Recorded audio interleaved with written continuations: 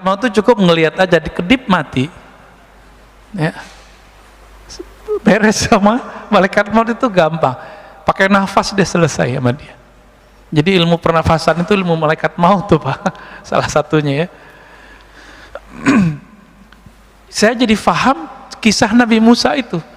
Oh berarti nabi-nabi, wali-wali dijemputnya terhormat. Kalau dia nggak izin pun nggak dicabut Pak.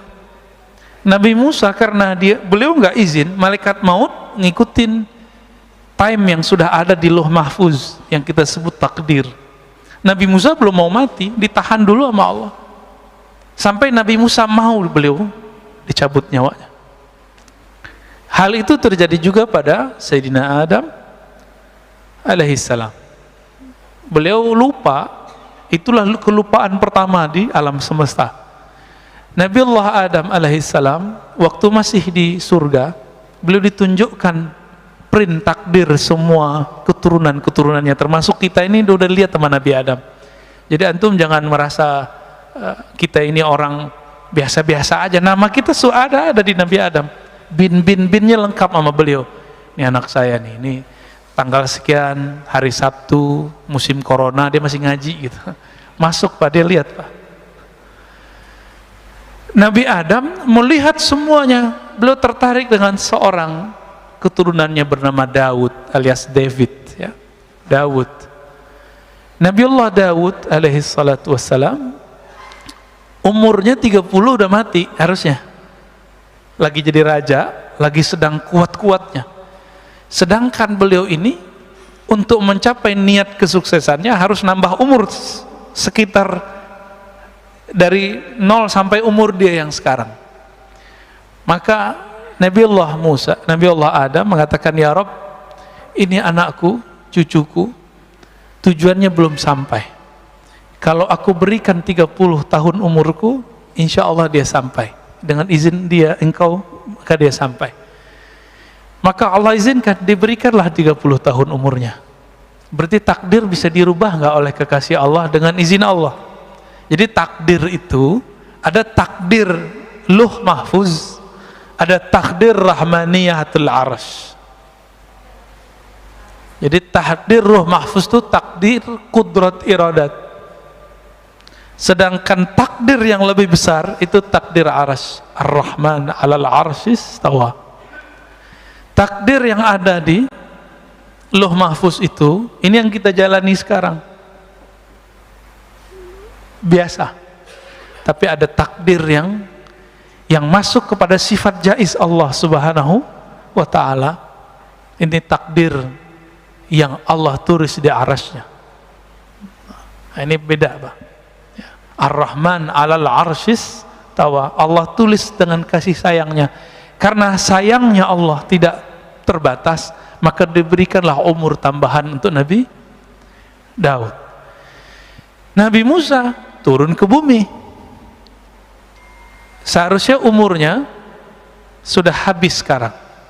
Datanglah malaikat maut seperti Nabi Musa tadi. Karena Nabi Musa ini nabi intelektual juga, maka ngajak ngobrol. Kamu siapa? Saya malaikat maut. Mau ngapain? Pura-pura nggak tahu. Saya mau cabut nyawa engkau, kata Nabi Adam. Lah umur saya masih ada 30 tahun lagi. Beliau lupa sudah memberikan kepada Nabi Daud.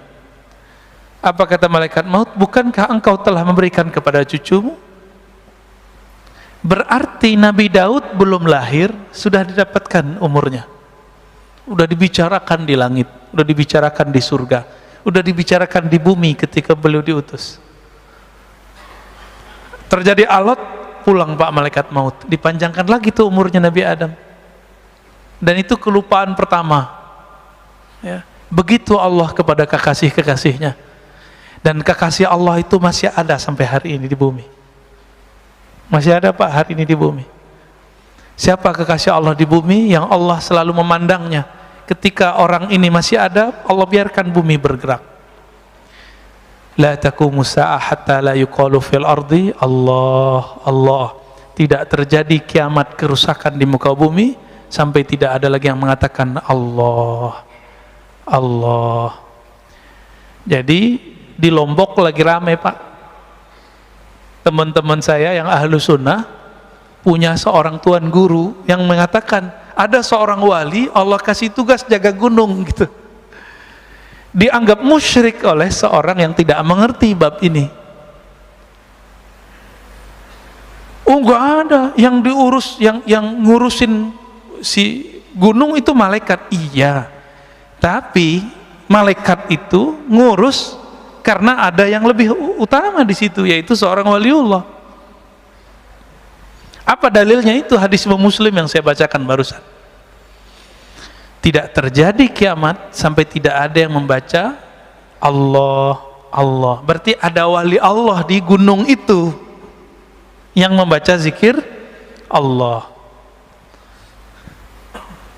Apa kata dia? Oh, itu maknanya bukan zikir Allah, Allah. Itu maknanya menghormati hukum Allah. Loh, itu namanya penjelasan hadis. Lafaz hadisnya nggak ngomong begitu kok. Kok giliran kayak gini pakai penjelasan pribadi? Ya, walaupun itu ada dijelaskan Imam Nawawi, tapi kan juga ada penjelasan Imam Sya'rani, Imam Abdul Hasan Syazili, bahwa itu zikir beneran Allah, Allah Pak. Tidak terjadi kiamat sehingga tidak ada yang berkata Allah. Yang berkata itu manusia, bukan? Manusia. Berarti yang nahan bumi ini bertahan malaikat atau manusia? Yang jaga bumi ini tetap untuk bertahan lestari malaikat apa manusia? Itu maknanya. Itulah bab al-walayah al-kubra, kewalian besar. Mereka dititipi Allah untuk jaga bumi. Jadi nggak usah khawatir Pak, corona ini mainan Dajjal ma Imam Mahdi. Jadi mereka lagi main perang-perangan ya, tapi perang pra kondisi, pra malhamah kubra. Nanti akan ada satu perperangan besar, barangkali boleh kita sebut perang dunia ketiga.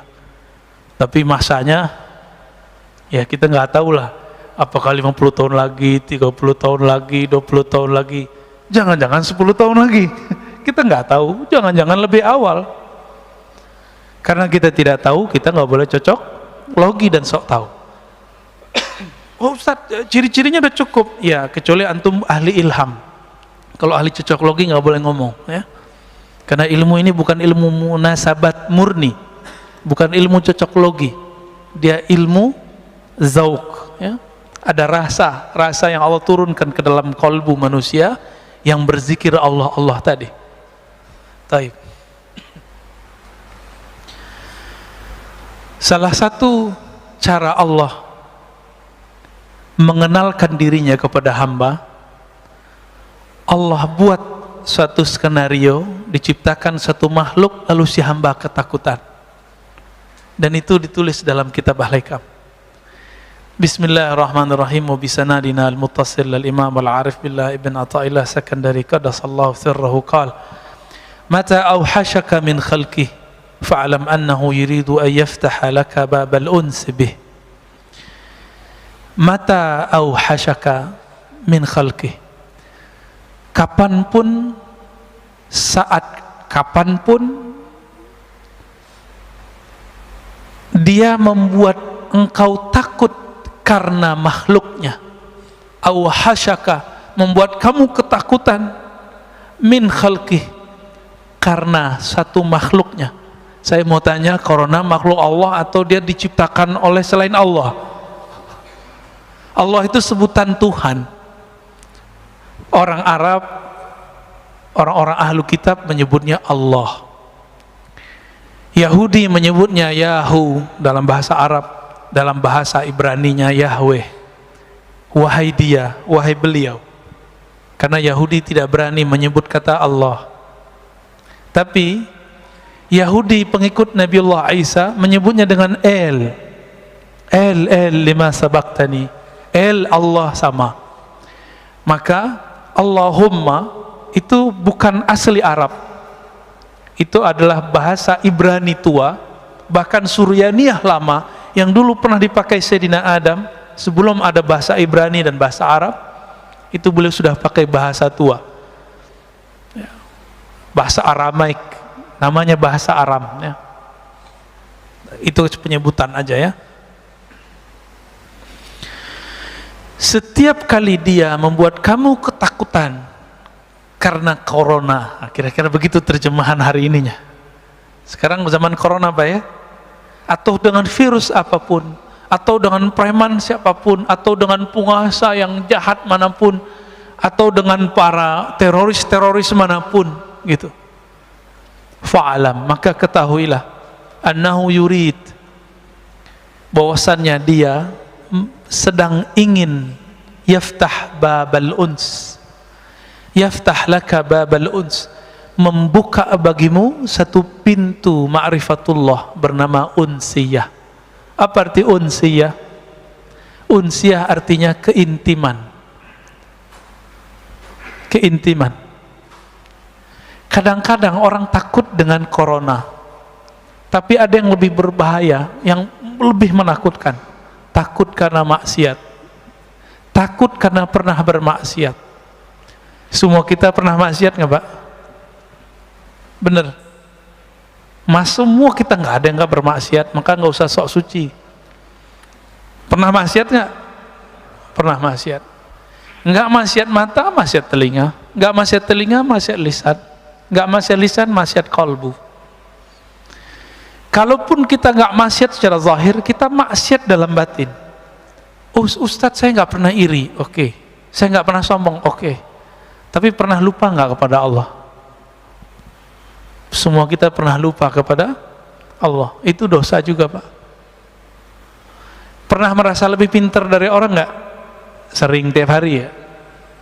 Itu dosa apa namanya? Itu dosa besar loh Pak. Kiber. Itu dosa besar, bukan dosa kecil. Saya pernah diizinkan Allah mentalkin seorang ulama. Banyak, ada beberapa ulama-ulama muda, ulama senior. Itu diajak istighfar nggak ada efek. Nggak ada efek. Ayo Ustadz, ayo Pak Kiai, ayo kita istighfar. Nggak ada efek dia. Orang udah nangis-nangis semua, dia nggak nangis-nangis. Ternyata satu masalahnya, dia merasa lebih pintar dari saya. Akhirnya di dalam hati ada ilham masuk, coba ajak istighfar daripada merasa lebih pinter. Maka kita istighfar, astagfirullah, ya Allah ampuni dosaku karena aku merasa lebih pinter daripada orang lain. Langsung Pak nangis. Berarti dosa yang tidak terlihat karena merasa pinter ini lebih susah ditobatkan. Ini mohon maaf nih, yang narkoba gampang Pak tobatnya. Antum tobat, nggak ngulangin, tinggalkan komunitas, Allah terima. Pernah minum khamar, Allah gampang itu. Orang melakukan zina, gampang tobatnya. Tapi kalau dosa sombong, susah tobatnya. Antum kalau ada rasa sombong, nggak mau dengerin saya. Maka salah satu ciri-ciri orang sudah tidak sombong, dia mau dengerin orang lain. Maka kepada para ustadz, para da'i, jangan ceramah mulu, sesekali jadi mustami. Imam Ahmad mengatakan, ciri-ciri orang alim itu, dia mau belajar kepada yang lebih besar, sepantaran, dan yang lebih kecil.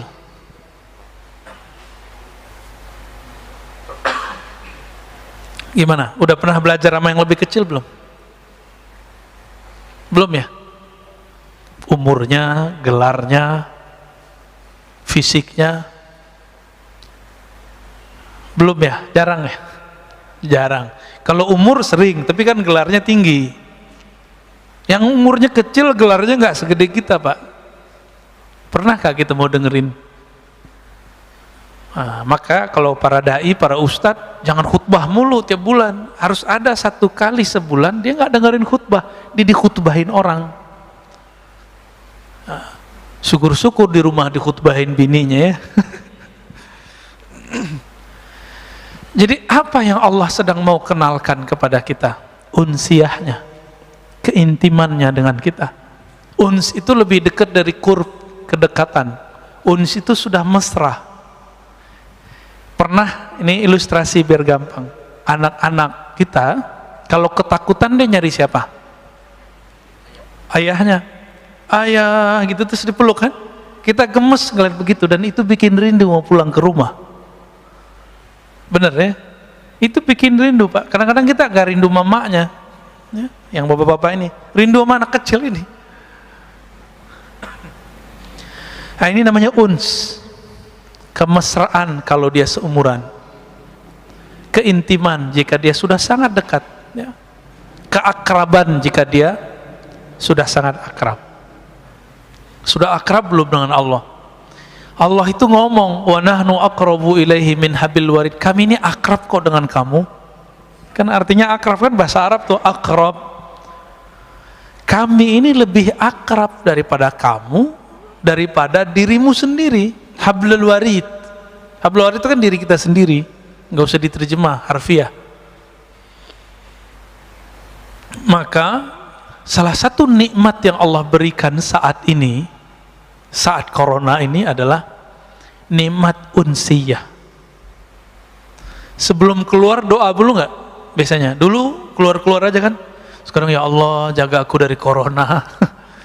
Kayaknya kecil amat. Emang virus itu cuma corona? Banyak Pak virus selain corona. Saya nggak kena corona kemarin, kena batuk, kena flu sebulan yang lalu. Sekarang sisa batuk, kering dikit batuk. Ini bukan batuk corona loh Pak ya. Saya udah pernah corona setahun lalu. Ya kalau versi Ustadz Fulan kan kena corona munafik. Berarti saya munafik Pak. Ya nggak usah jauh-jauh nuduh orang munafik, kita munafik. Tapi kan tega amat nuduh begitu. Kiai kita banyak yang meninggal karena corona. Emang mereka munafik? Habis yang bilang munafik kena corona dia. Ya salam.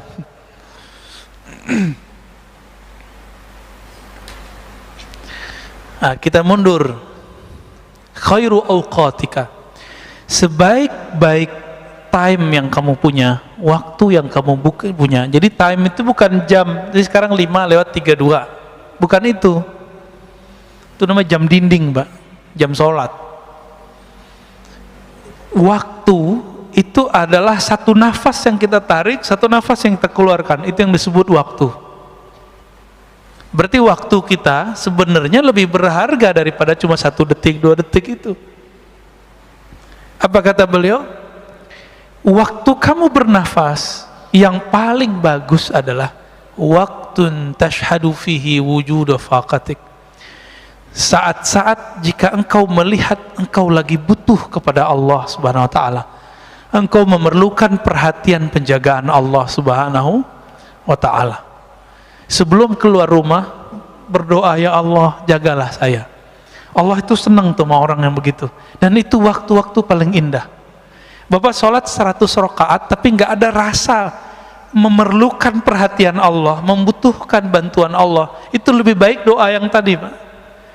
Itulah alasannya kenapa doa musafir lebih utama daripada doa-doa orang biasa.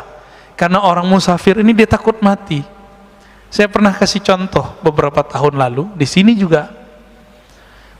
Awal-awal naik pesawat, dari awal naik sampai turun zikir nggak putus-putus kan? Naik kedua setengah putus, naik ketiga lupa, malah nonton, main handphone. Benar ya? Kenapa? Karena kita sudah terlalu biasa. Jadi manusia begitu. Doa-doa yang dulu kita baca saat kita ketakutan naik pesawat, itu doa pasti sudah dikabulkan Allah 70%. Saya sudah hitung Pak, doa-doa yang saya baca saat itu Allah udah kasih hampir semua. Tapi pas kita naik pesawat sekarang biasa aja ya. Rasa takut muncul lagi pas turbulen. Jadi kita ini takutnya tidak pernah permanen. Takutnya selalu bi asbab bil awarid, dengan sebab-sebab luar, belum permanen. Kenapa? Nama Allah belum nancap di dalam kalbu. Jadi kita takutnya kepada Allah masih karena faktor-faktor dari luar, belum karena kenal kepada Allah. Orang ini belum disebut arif billah, belum disebut kenal kepada Allah ya. Baru disebut takwa, dia takut kepada Allah. Jadi waktu kamu terbaik, waktu kita terbaik yang Allah lihat di saat kolbu ini merasa butuh kepada ampunan Allah, bantuan Allah, wa turaddu fihi ila wujudi dhillatik. Dan waktu kedua, waktu saat engkau merasa tercampakkan di tempat yang hina. Itulah sebabnya orang yang maksiat merasa hina, Allah lebih sayang daripada orang yang taat merasa suci. Jadi saya katakan, wahai diri yang pernah bermaksiat, jangan putus asa kepada Allah. Tapi jangan-jangan itulah saat Allah suka melihat kamu. Beberapa orang nggak pernah maksiat secara zahir, matanya lalu jaga, tangannya dijaga, semua dijaga. Kalau ngelihat ada orang berdua-dua, dia bilang, ih najis, setan, tengahnya ada setan. Kan hadis begitu. Kalau berdua, ketiganya setan. Ada yang buka aurat dikit, ahli neraka. Jadi panitia neraka dia, Pak. Kayak dia sudah punya daftar ahli neraka, ahli neraka, ahli neraka. Maka Islam yang dia kenal, Islam neraka. Ini orang begini ini berbahaya, Pak. Sangat-sangat berbahaya. Mungkin dia korban pendidikan neraka. Ya. Dulu waktu kecilnya orang tuanya bilang sholat, kalau nggak sholat neraka. Nah, digituin dulu kali sama orang tuanya. Ini jangan-jangan nih orang tuanya begini-gini nih. Ini antum horor-horor nih wajahnya. Kalau udah ngaji hikam nggak gitu lagi ngajar anak. Ya, ngajar anak bukan dengan ancaman, ngajar anak dengan pujian dan reward. Kasih dia harapan. Anak soleh bangun. Itu anak kecil lebih senang pada gituin. Anak soleh bangun. Anak papa bangun. Ahli sorga bangun. Gitu, Pak. Cara bangunnya itu dia cepat bangun. Tapi kalau kita bilang, kamu nggak sholat neraka lo gitu ya. Itu anaknya bangun langsung pikiran dia. Anak-anak korban begini nanti jadi patian neraka. Ya. Dia sendiri nggak tahu nasib dia gimana kan. Banyak nggak orang begitu hari ini? Banyak. Kita ini buta, ya. Betapa tidak buta? Setiap surat dalam Al-Quran, cari surat At-Taubah, semua memulai dengan Allah mengenalkan diri dan kata Rahman, Rahim, Rahman, Rahim. Emang nggak baca? Emang nggak dengar? Jangan-jangan kita kal himar yahmilu asfara, ya, seperti himar, ya, binatang himar. Apa terjemahan himar? Keledai, ya, yang dia memikul kitab-kitab, tapi dia nggak tahu apa yang dia pikul. Jangan-jangan begitu. Baca Quran, makanya, ini mohon maaf loh Pak ya, ini ngajinya agak beda. Saya itu nggak ngajak orang khataman Quran banyak-banyak seperti Imam Syafi'i. Kan kalau Imam Syafi'i baca Quran ngerti, maka beliau emang afdolnya baca Quran banyak-banyak. Selama 4 tahun di Mesir, beliau khatam 4.000 kali. Itu setahun 1.000. Coba bagi sebulan berapa kali itu? Antum hitung sendiri ya. Capean ngitungnya. Ini dari kemarin, dari kecil sampai sekarang, kalau kita hitung itu khataman, kita nggak nyampe, Pak. Kita didoktrin kurang sempurna. Doktrinnya sudah oke, tapi kurang sempurna. Habis baca Quran, belajar Quran, khataman, berhenti ngaji Quran. Seharusnya langsung masuk ke ngaji makna Quran. Dulu waktu saya masih MTSN, SMP, selesai khataman, saya belajar ke kampung di seberang. Jadi kita ada 20 menit ke sana. Saya ketemu seorang buya, seorang ulama, dia ngajarin terjemahan Quran. Setiap Rabu, malam Kamis kita belajar nerjemah. Karena keberkahan itulah saya bisa baca kitab sekarang. Ya. Padahal nggak nyantri seperti teman-teman pesantren ya. Saya nggak nyantrinya di surau aja, pindah surau gitu-gitu aja udah. Nggak pernah nyantri seperti teman-teman kecuali setelah kuliah. Pas kuliah baru saya masuk pesantren. Ya. Tapi teman-teman di pesantren karena korban pendidikan kurikulum neraka, ya, kurikulum iqab, dikit-dikit diikop, akhirnya udah nyantri 6-7 tahun gak bisa baca kitab karena sekolahnya tegang. Sekolah itu harus tenang, anak-anak terus cinta. Jadi ketika beberapa tahun setelah saya bisa baca kitab, teman-teman yang belajar kitab gak bisa baca kitab Pak dari pesantren. Nanya, enti kok bisa baca kitab, tipsnya apa? Jawaban saya cuma satu, cinta. Kamu sudah cinta belum dengan kitab yang kamu pelajari? Sudah cinta belum dengan guru yang ngajarin kamu? Jadi saya nggak pernah ngapalin Pak selama berapa tuh ya, 6 tahun itu bahasa Arab nggak ngapalin. Anak kelas 3 ya, mau mereka ujian, itu mereka datang mau murojaah kitab dengan saya. Padahal kita baru kelas 1 dan kelas 2.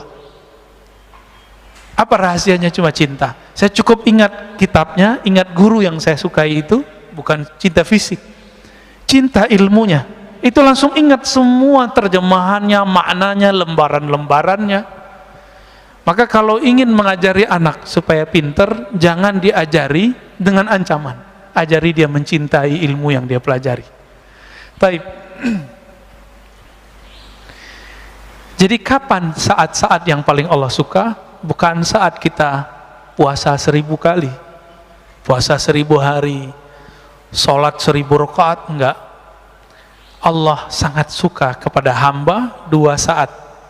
Pertama, saat dia menyaksikan si hamba itu butuh kepada Allah. Berarti Allah ini sangat suka jika hamba itu bermanja-manja kepadanya. Apakah sudah bermanja-manja kepada Allah malam tadi? Belum ya? Kita merasa kita pinter ya, hebat, saya bisa lo tahajud. Orang begini Allah nggak suka lihat Pak. Tapi ketika dia bangun, alhamdulillah ya Allah, engkau bangunkan aku. Ketika sujud, dia mengatakan, ya Allah, malam ini banyak orang yang tidak bisa sujud. Sekarang engkau takdirkan, engkau gerakkan kepalaku untuk sujud. Dibaca ayat, dia katakan, ya Allah, lidah ini banyak dosa, tapi Allah izinkan membaca namamu. Nama Allah berat nggak? Saya udah pernah nyebut ini Pak.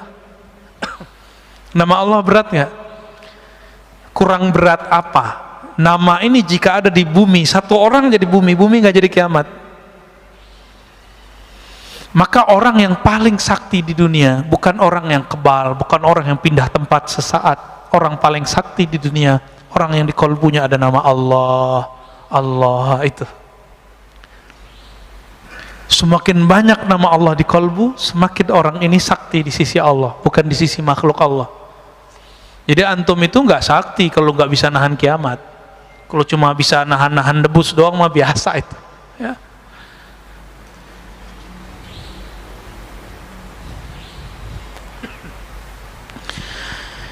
Lalu apa gelaran orang? Gelar orang yang merasakan 2 hal ini. Merasa butuh kepada Allah, memerlukan Allah, dan merasa hina di hadapan Allah. Apa sebutan orang ini? Sebutannya Abdullah, hamba Allah. Maka antum coba lihat, ini gelar Nabi loh ya. Jadi Nabi itu, ini sering dipahami terhadap tasawuf. Orang nuduh Imam Al-Hakim At-Tirmizi, ahli hadis yang sufi, Ibn Arabi yang sufi, mengatakan wali lebih tinggi dari kenabiannya. Karena setiap nabi itu pasti wali, setiap rasul pasti nabi. Kewalian itu inti dari seorang nabi. Ala inna awliya Allah la khaufun alaihim wa la hum yahzanun. Ketahuilah sungguhnya wali-wali Allah. Apa arti wali Allah? Kekasih. Maka kewalian itu artinya kekasih. Bab cintanya seorang wali itu lebih tinggi daripada bab nubuatnya, gitu maksudnya. Bukan berarti seorang wali yang bukan nabi lebih tinggi daripada seorang nabi. Itu keliru besar, nggak ada begitu di kitab Fususul Hikam. Imam Ibn Arabi tidak pernah mengatakan itu. Tanda orang yang menuduh Ibn Arabi mengatakan nabi lebih mulia, wali lebih mulia daripada nabi, dia tidak khatam satu kitab tipis, separuh kitab ini Pak, kitabnya Fususul Hikam judulnya. Kitab tipis saja nggak khatam, gimana kitab yang 9 jilid? Al-Futuhat Al-Makkiyah, terus nuduh. Jadi betapa banyak hari ini orang-orang yang sudah alim dan satu ilmu, tapi dia bodoh dalam ilmu lain, lalu dia tolak ilmu itu. Dan itu sudah ada sejak zaman dahulu. Maka kemarin kita ngaji dengan beberapa komunitas teman-teman kita, ngaji kitab judulnya Risalah Al-Laduniyah karya Al-Imam Hujjatul Islam Abu Hamid Al-Ghazali.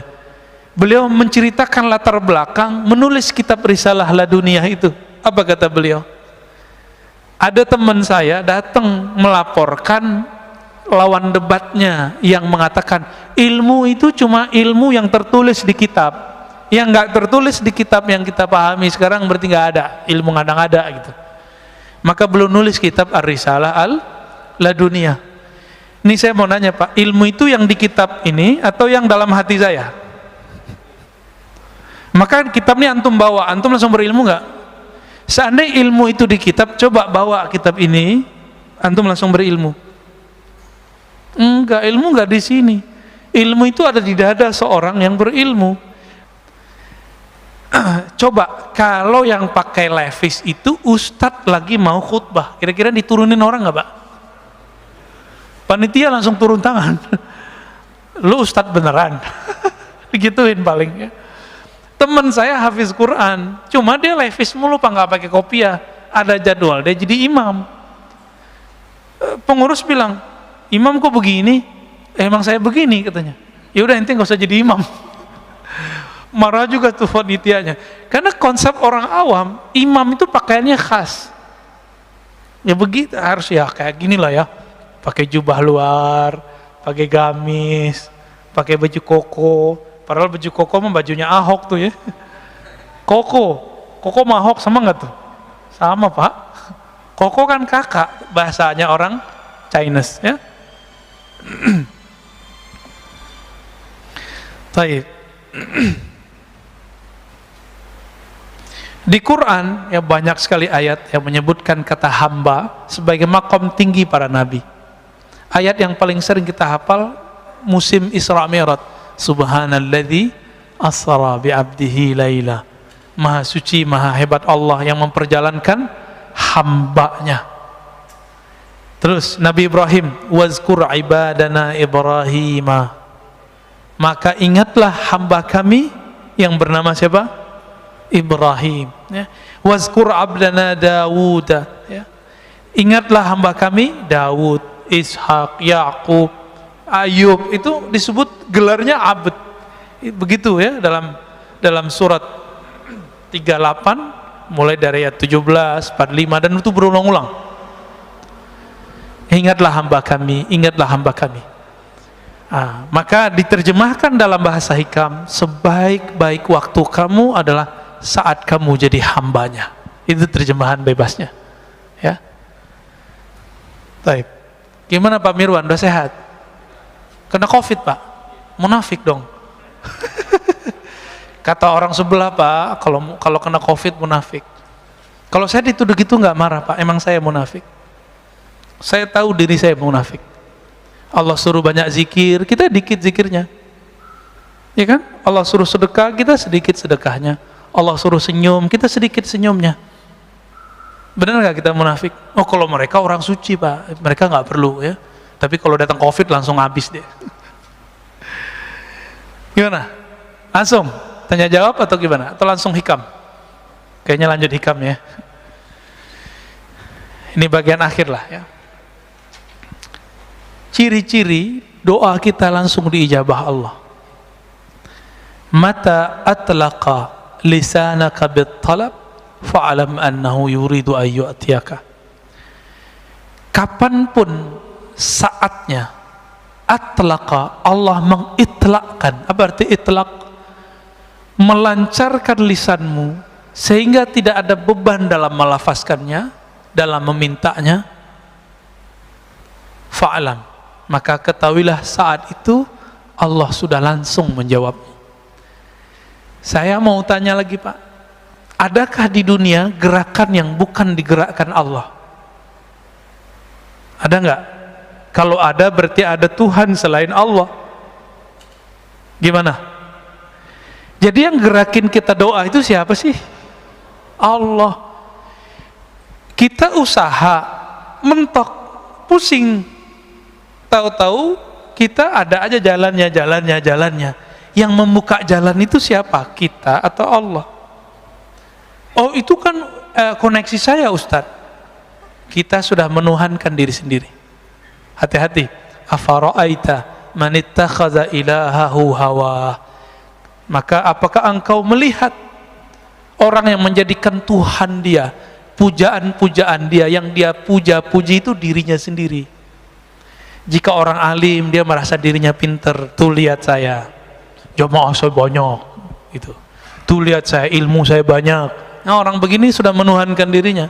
Mau dia gelarnya mursyid, mau gelarnya doktor, LC, MA, kiai 1000 kali, itu tetap di dalamnya iblis. Orang yang memuji-muji dirinya sendiri itu iblis, Pak. Nauzubillah min dzalik.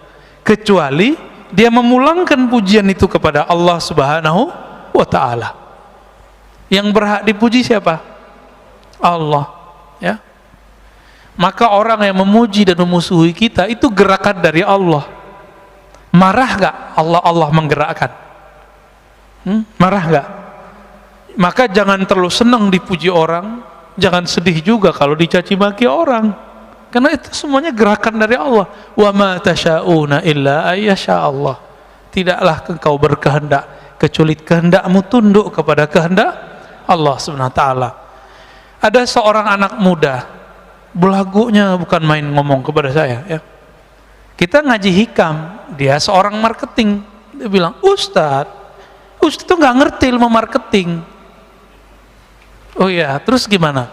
Marketing itu kita harus campaign, iklan, bla bla bla bla, segala macam dia ngomong. Setengah jam dia ngaji hikam, Pak, jadinya. Hikam malah dia. Oh gitu ya, ya saya yain aja. Ya. Karena orangnya udah nggak bisa masuk, jadi udah defense. Ya. Sekali doang ikut kajian kita udah nggak mau ikut lagi. Kita ngasih rahasia rezeki biar dia nggak terlalu nafsu, terobsesi. Ntar kalau dia terobsesi tinggi, merasa ilmu marketingnya yang bikin laku, gagal, Pak, stres. Makanya banyak orang marketing tuh stres. Tiap hari itu lebih stres dari tukang cangkul, Pak. Orang nyangkul di sawah, pulang-pulang capek, tidur. Orang marketing udah jam 1 malam masih mikirin besok kayak ngapain gitu. Nggak keringetan, malah kerja di bawah AC. Tapi pikirannya tertekan terus, ya. Gimana pakai kecerdasan dia. Sahabat saya jadi fundraiser di salah satu lembaga zakat terkenal di Indonesia. Orang tamatan kuliah dakwah, Pak, nggak ngerti ilmu marketing versi ilmu marketing konservatif sekuler, konvensional lah istilahnya, ya. Karena sekarang ada istilahnya hukum positif, bank konvensional gitu, ya. Ini nggak punya tuh ilmu begitu. Tapi ketika dia jadi direktur fundraising, kenaikan fundraising itu melewati direktur-direktur sebelumnya yang ahli manajemen dan ahli marketing. Saya candain, Pak, ente pegangannya apa gitu? Ente pakai pelet ya gitu? Candainnya, Pak. Enggak, saya cuma pakai roti bulhadar, roti bulatos aja, Ustadz, katanya. Maksud roti bulhadar, roti bulatos isinya apa? Roti bulhadar, roti bulatos yang kita baca tadi. Saat-saat dia merasa butuh, memerlukan campur tangan Allah, itulah marketing paling hebat, Pak. Bapak kalau nggak percaya datang ke Majestic, ya. Ini ada sahabat saya di situ, dia punya butik dan batik, ya. Terus punya food court. Saya tanya, kamu pakai online nggak? Jauh sebelum zaman online begini nih. Enggak, Ustaz, saya online ilallah, katanya. Loh, maksudnya gimana tuh, Mas? Gitu.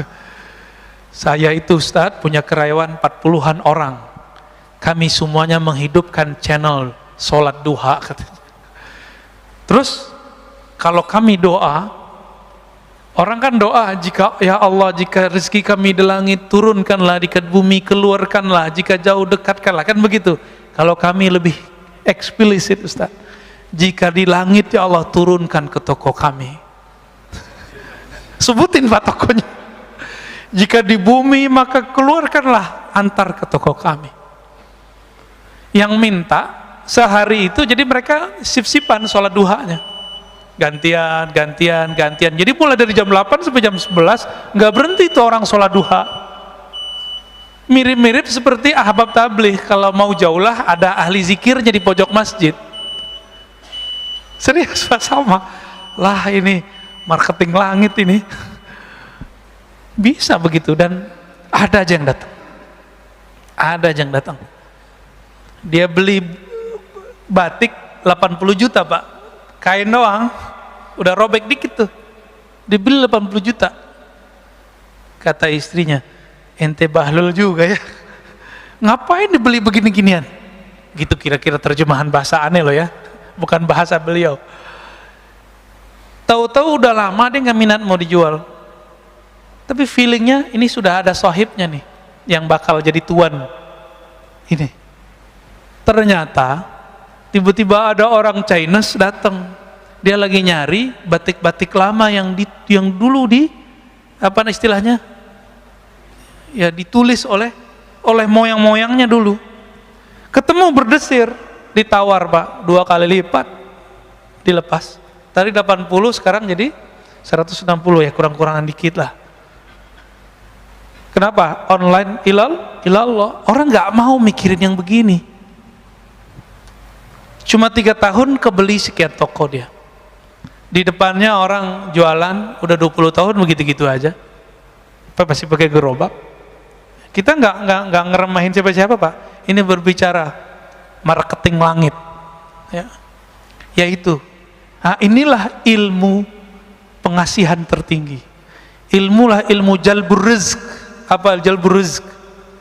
Kan orang-orang usaha ini nyari-nyari itu kemana-mana. Antum gak usah kemana-mana, nyarinya ada di kamar kita, ada di atas sajadah kita. Jadi yang usaha nih, gak usah ijazah-ijazahan antum, gak usah datang ke kiai mana. Kiainya gak musyrik, antumnya yang musyrik.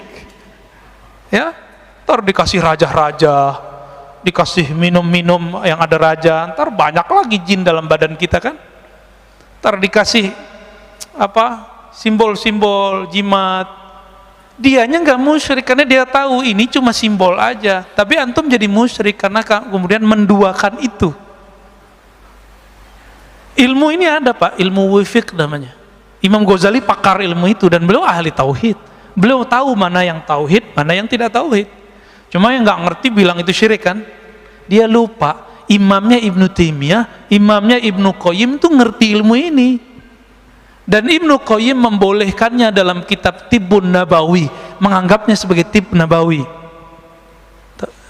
Tapi dia hilangkan istilah wifiq. Jimat nggak ada istilahnya. Istilahnya diganti dengan kaf al-kitabah. Cari Tibbun Nabawi, antum kalau nggak percaya lihat di kitab itu. Sudah ada terjemahannya kan? Bab kitabah, tulisan, gitu judulnya. Malas baca sih ya, dari dulu aneh udah sampein soalnya. Jadi kadang-kadang kita makan dulu masih mahasiswa, makan, masuk warteg, masuk rumah makan fulan, masuk resto. Saya tuh nggak nyaman Pak kadang. Karena tiba-tiba saya mata itu liar aja ngeliat sudut mana, ternyata di situ ada raja. Ternyata di ujung mana ada jimat. Nah itu bikin nggak nyaman tuh makan di situ. Ya. Maka teman-teman praktisi hikmah pun tolong ajari kliennya, muridnya, santrinya tauhid, baru diajarin itu wifiq. Kalau enggak usah deh, ntar jadi musyrik ntar ya. Ajarin ini aja nih ya, sholat duha ya, sholat duha. Saya punya guru ini terakhir ya, sebelum tanya jawab. Ada tanya jawab Pak Mirwan? Ada ya. Guru saya dari remaja umur belasan tahun gak pernah ninggalin duha Pak. Itu kalau pagi-pagi beliau beli telur atau beli makanan untuk anak-anaknya, kalau belanja di toko kelontong, itu toko itu laku sampai malam Pak. Kenapa? Berkah sholat dia. Dimanapun dia jalan diberkahi Allah. Ada dalilnya nggak tuh? Musyrik nggak tuh? Baca kitab biar nggak jadi musyrik. Dalam kitab Ibnu Mubarak, kitab Az-Zuhud, disebutkan bahwa jika ada seorang yang berzikir atau yang berjalan ke majelis ilmu atau berjalan ke masjid Allah, itu bongkahan bumi, debu-debu yang kita injak, dia berkata, wahai tanah di sampingku, saksikan aku diinjak oleh hamba Allah. Senang dia, Pak. Jadi kalau dibalik gimana? Kalau kita maksiat di bumi Allah, itu bumi ngutuk-ngutuk kita, Pak. Oi, cepetan pergi gitu. Semoga kamu ketahuan. Maka kita ketakutan kalau kita maksiat, Pak. Allahumma sholli ala nabiyina Muhammad. Di dalam Al-Quran surat Ali Imran, sebagai ayat pamungkas daripada hikam ini, Allah Subhanahu wa ta'ala berfirman, walaqad nasarakumullah bi badrin wa antum adillah. Sungguh Allah telah membantu kalian bi badrin, saat perang Badar. Pakai bi, Pak, bukan pakai fi. Ini campur tangan Allah ini lebih dahsyat. Ini yang ngerti ilmu balaghah, ini faham maksud bi di situ. Wa antum adillah, saat itu kamu merasa hina, merasa lemah, merasa butuh bantuan Allah Subhanahu wa ta'ala. Maka jika berdoa, berdoalah dengan rasa hina. Jika berzikir, berzikirlah dengan merasa rendah diri kepada Allah Subhanahu wa ta'ala. Baik, kira-kira gitu Bapak Saudara makan Allah. Kalau ada yang mau didiskusikan, mau ditanyakan, tafadhol. Gimana Pak Mirwan? Mantan Covid, alumni Covid. Emang Covid ada kan, Pak? Ada, aneh kan pernah ngerasain. Soalnya teman-teman kita masih ada yang belum percaya, ya. Antum nggak percaya sih nggak apa-apa, ntar kalau udah kena rasain aja ya. Bismillahirrahmanirrahim. Silakan Pak Dokter. Terima kasih Pak Ustadz. Salam. Masya Allah ini. Jadi pertanyaan saya adalah terkait dengan kondisi sekarang, kekinian, bahwa tadi ada corona, ada permasalahan-permasalahan yang luar biasa mendera kita. Kita butuh tadi bahwa sebagai seorang hamba membutuhkan pertolongan Allah dengan merendahkan diri pada saat berdoa zikir. Nah, untuk bisa sampai pada level ketawakalan sempurna, ya jadi seorang hamba yang mengandalkan Allahnya untuk sampai pada level di mana tadi la khaufun alaihim, tadi yang Ustaz sebutkan, tidak ada rasa takut. Dalam artian tidak ada yang lain yang ditakuti nih. Apa saja yang kejadian di dunia ini tidak ada yang ditakutin kecuali hanya Allah gitu. Bagaimana caranya Pak Ustaz? Terima kasih Pak Ustaz. Assalamualaikum warahmatullahi wabarakatuh. Assalamualaikum. Ada cara tentatif, ada cara permanen, Pak. Kalau yang tentatif itu harus punya masalah dulu, baru ingat Allah biasanya. Nah, kalau yang ini cukuplah masa lalu kita dan sekarang, ya. Ada yang lebih permanen, mengenal yang ditakuti. Kenapa kita tidak permanen rasa takutnya kepada Allah? Karena kita nggak kenal yang kita takut itu siapa sih? Bapak kenal Allah nggak sih? Kan antum kenal Allah nggak? Allah itu apa? Siapa? Kalau versi orang kan Allah itu di langit, Ustaz. Itu belum kenal Allah namanya. Ya. Allah itu di arsy, Ustaz. Nah, itu ayat Ar-Rahman 'alal arsy istawa. Yang istawa itu antum kenal nggak gitu? Mau terserah, mau di langit, mau di mana terserah, ya. Allah ini kan bukan fisik. Disebut Allah di atas langit, Allah disebut Allah di atas arsy, nggak ngefek, Pak. Andi bukan jisim. Kenapa kita berdebat di luar sana, Allah di mana, Allah di mana, Allah di mana? Karena kita masih menjisimkan Allah tanpa kita sadari. Menganggap Allah itu benda, sesuatu benda.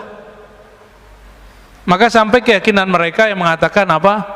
Yang meyakini Allah tidak berarah di atas langit atau di atas arsy berarti diam. Meyakini Allah tidak ada. Berarti sebelum arsy nggak ada, Allah nggak ada dong. Dulu arsy pernah nggak ada nggak? Atau alas adanya bareng sama Allah? Duluan mana aras sama Allah? Mana dalilnya? Akhir surat At-Taubah dan beberapa ayat-ayat yang lain Allah menyebut Rabbul Arsyil Azim. Rabb Allah pencipta. Apa arti Rabb? Pencipta. Pencipta aras yang besar. Jadi aras yang besar aja Allah yang ciptain kok Pak. Maka Nabi kalau lagi ada karb itu karbun artinya masalah. Itu doa favorit saya kalau baca zikir pagi sore, salah satunya La ilaha illallahul alimul azim, la ilaha illallah rabbul arsyil azim, la ilaha rabbus samawati wa rabbul ardi wa rabbul arsyil karim. Tiada yang berhak disembah kecuali Allah, tiada Tuhan pencipta langit dan bumi, dialah ya rabbul arsyil azim, pencipta aras yang besar. Apalagi cuma corona yang kecil, kelihatan nggak corona? Sampai hari ini yang disebut corona itu kan yang disebut sama Bill Gates itu, yang dia presentasi beberapa tahun yang lalu yang bentuknya kayak rambutan ya. Jadi kita sudah terbawa oleh dia, maka sekarang di mana-mana gambarnya begitu, padahal belum tentu begitu juga Pak. Ya pinter ya, jadi maling teriak maling Pak. Makanya wajar ya vaksin versi lawan dia nggak diakuin, karena dia mau jualan vaksin juga.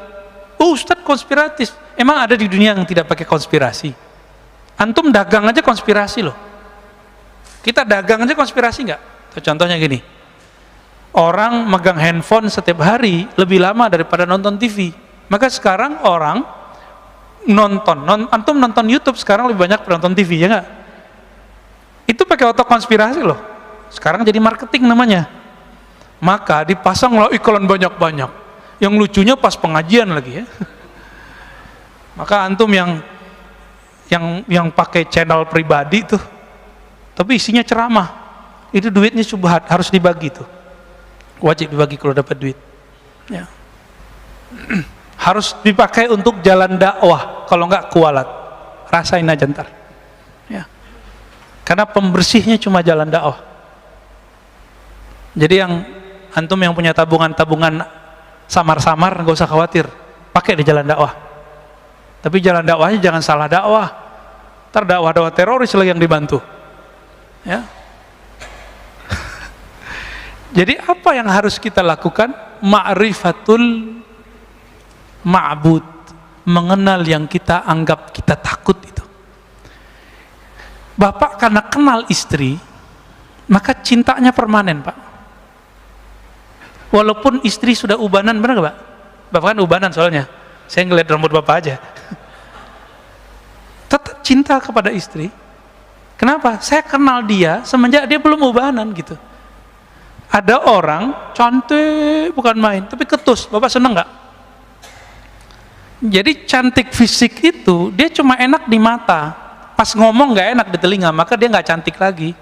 Cantik-cantik kok ketus. Nah, itu cara kita membatalkan kecantikan dia. Apalagi nyebelin, apalagi matre, oh capek lagut ya.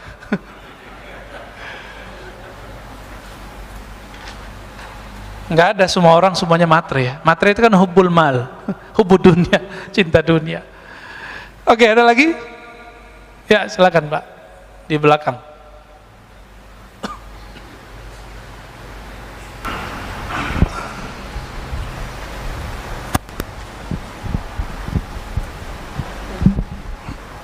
Bismillahirrahmanirrahim. Terima kasih Ustadz waktunya. Iya, sama-sama Pak. Yang membedakan manusia itu di hadapan Allah adalah ketakwaannya. Kita sering mendengar bahwa dalam hadis yang populer, dalam diri manusia itu adalah segumpal daging. Jika daging itu baik, maka semuanya akan menjadi baik. Betul.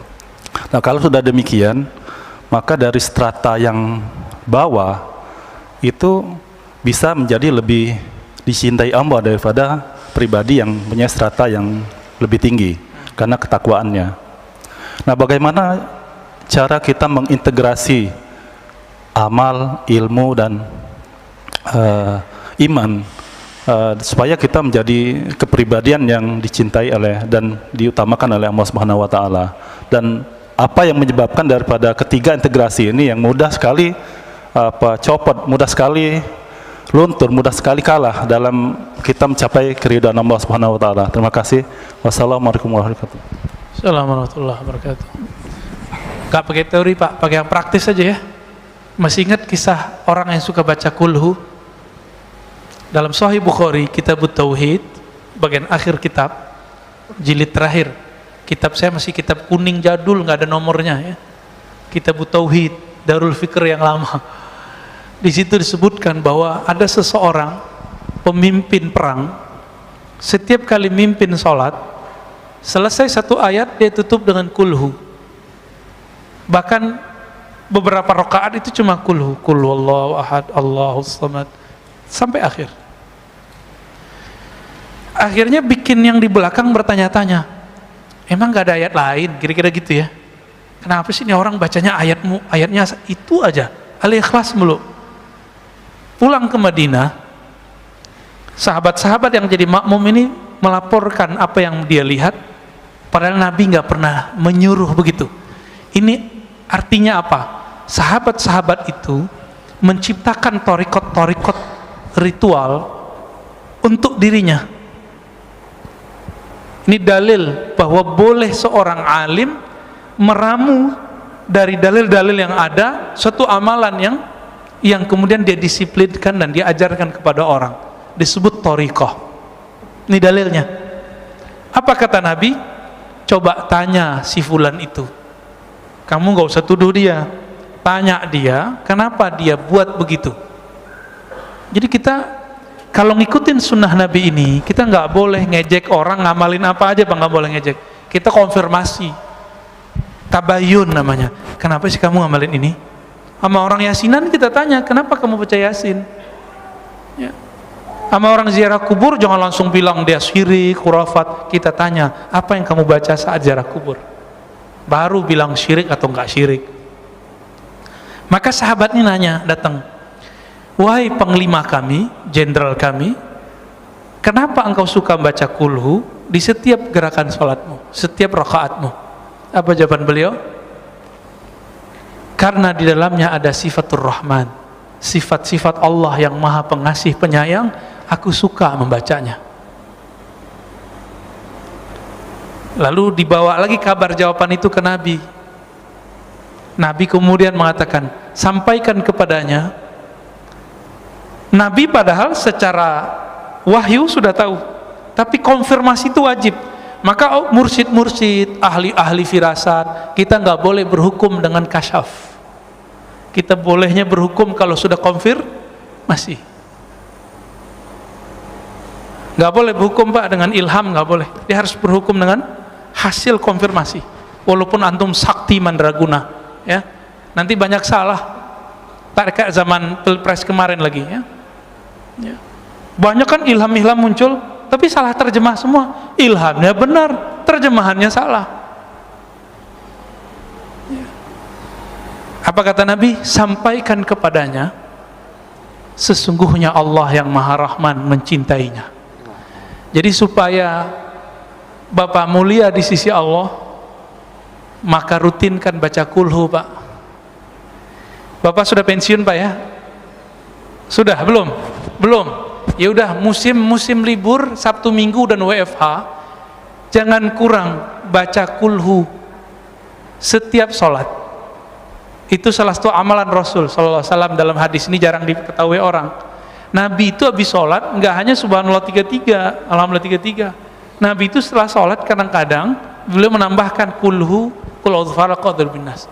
Kalau bisa 11 Pak habis sholat. Ini hari Sabtu nih ya. Hari Sabtu. Bisa nggak ngamalin ba'da sholat 5 waktu 11? Ustadz angkanya dari mana? Udah ikutin aja. Ya. 11 itu menunjukkan banyak, diulang-ulang nggak? Seperti sahabat itu ngulang-ulang, kita ulang kisah itu kembali. Ini torikot, namanya torikot Al-Ikhlas. Sanadnya langsung ke Imam Bukhari. Imam Bukhari langsung ke sahabat Nabi dan langsung di ACC Rasulullah. Ketahuilah wahai sahabat, engkau dicintai oleh Allah. Itulah pengangkatan kewalian. Jadi teman-teman, wali itu diangkat, itulah wisuda kewalian. Jadi bukan wisuda-wisuda yang seperti antum bayangkan itu pengangkatannya begitu. Jadi sahabat-sahabat itu diangkat sama Allah, diangkat Rasulullah. Tinggi itu Pak makomnya. Tinggi nggak tuh makomnya? Tinggi. Bisa nggak diulang? Bisa. Karena setiap ulama itu akan mewarisi ilmunya. Semoga kita pewaris ilmu Thariqat al-Ikhlas. Cobain Pak. Kalau mau ngamalin juga nggak apa-apa.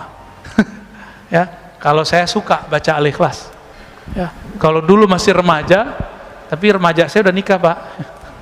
Saya ngamalinnya semalam 1000-an. Ya, 1000 kita ngamalin hampir tiap malam. Nah, sekarang karena sok sibuk, nggak ngerjain sebanyak itu. Tapi tetap kita baca. Ya. Oke, lanjut. Tafadhal. Assalamualaikum warahmatullahi wabarakatuh. Ustadz yang kami hormati, kita banyak membaca dan mendengar kalau Rasulullah itu amaliyahnya sholat sampai kakinya bengkak dan sholat qiyamul lail malam ya. Dan para aulia juga banyak kisah-kisah beliau itu sholat malam dari pakai wudhu isya sampai. Kira-kira kalau kita kan banyak capek, banyak malas dan itu, apakah itu merupakan nafsu dari malas, capek dan sebagainya? Mohon kiat-kiat bagaimana kita menuju ke sana supaya katanya ada akrab antara jasad dan ruh. Iya. Supaya, yang terakhir aja Pak ya. Iya. Zaman sekarang, zaman saiki Pak, jangan dibayangin Bapak itu sholat isya berhentinya subuh. Udah kena gula, ya kan? Kolesterol, kesemutan, belum lagi punggungnya nggak beres, ya kan? Baru bentar udah sakit. Nggak usah muluk-muluk mau jadi orang soleh. Nggak mungkin Pak kita kayak Nabi, nggak mungkin. Nggak mungkin seperti Syekh Abdul Qadir Jilani 20-an tahun sholat isya sama subuhnya 1 kali wudhu. Nggak mungkin. Abu Hanifah puluhan tahun, Imam Abul Hasan Asy'ari 20 tahun beliau sholat isya dan subuhnya satu wudhu. Abul Hasan Asy'ari yang dihujat-hujat sama mereka sekarang ya, akidah Asy'ariyah. Terus gimana? Jadi ada eksperimen, saya suruhlah salah satu teman-teman saya ini zikir semalaman. Ente jangan tidur ya. Bener nggak dia nggak tidur Pak? Nggak ada. Baru baca zikir 5 kali ngorok. Terus next pekan depan datang ke rumah, kita aja ngobrol ma'rifatullah sampai subuh nggak tidur dia. Sama kayak nonton bola, cuma yang ditonton bola. Nonton bola asik gak? Asik. Kenapa asik? Karena Bapak tahu ilmu sepak bola. Saya nggak ngerti Pak ilmu sepak bola. Saya bingung tuh, ini bola kok ditendang-tendangan, direbut-rebutin. Menurut saya itu orang nggak kurang kerjaan. Tapi bagi yang senang bola, asik nggak nonton bola? Nonton doang loh. Nah, kenapa sholatnya Nabi, sholatnya wali itu bisa nggak berhenti, baru berhentinya subuh? Karena dia tahu siapa yang disembahnya. Maka majelis mengenal yang disembah harus lebih banyak daripada majelis menyebut-nyebut nama yang disembah. Jadi majelis zikir itu seharusnya nggak lebih banyak daripada majelis ma'rifat. Cuma orang kan nggak mau. Kalau majelis ma'rifat sama, mulainya jam 11, jam 12 malam sampai subuh. Duduk aja Pak kita ngomongin Allah, gosipin Allah kita kerjaannya. Suatu kali sahabat bercerita, sahabat Nabi, kami habis subuh diberi muhadarah pengajaran oleh Nabi. Berhentinya nanti zuhur, sholat. Habis zuhur lanjut asar, habis asar lanjut maghrib, sampai besok subuh lagi, sampai besoknya lagi 2 hari 2 malam. Mereka lupa makan, lupa minum. Tuh kalau sudah jadi makhluk ma'rifatullah tuh begitu. Ini ilustrasi dekatnya apa? Gak usah jauh-jauh. Kita punya teman nggak dilestui oleh keluarganya untuk menikah. Dia udah demen sekali sama calonnya ini. Apa kata si perempuan? Mas, kalaupun saya diusir dari keluarga, kalaupun saya jadi tukang goreng, saya jadi tukang apa, yang penting saya sama ente, katanya. Gombal. Paling tahan seminggu minta cerai. Nggak tahan kan dikasih angin. Tapi begitu kira-kira. Kenapa ada orang di luar sana hidup bertahan, hidup susah bersama kekasihnya? Karena dia cinta dengan pasangannya. Tapi kita ini lebih percaya ke pasangan daripada Allah Subhanahu wa ta'ala. Jadi caranya satu aja Pak, sama, kenali yang disembah. Rasulullah itu bisa kakinya kapalan sholat karena beliau kenal yang disembahnya.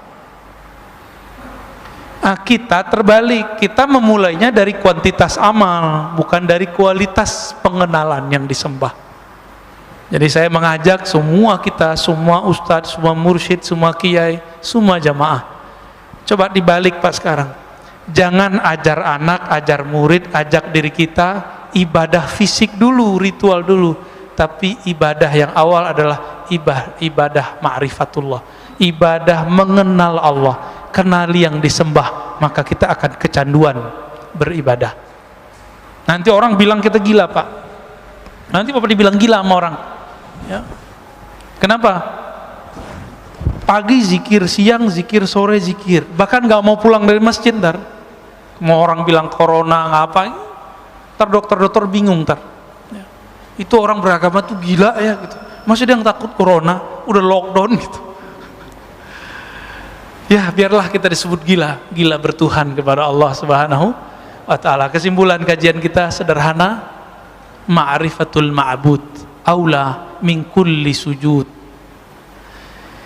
Mengenal Allah Ta'ala lebih utama daripada sujud, bahkan 1000 sujud.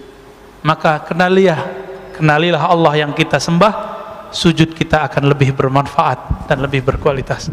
Wa sallallahu ala nabiyina Muhammad. Assalamualaikum warahmatullahi wabarakatuh.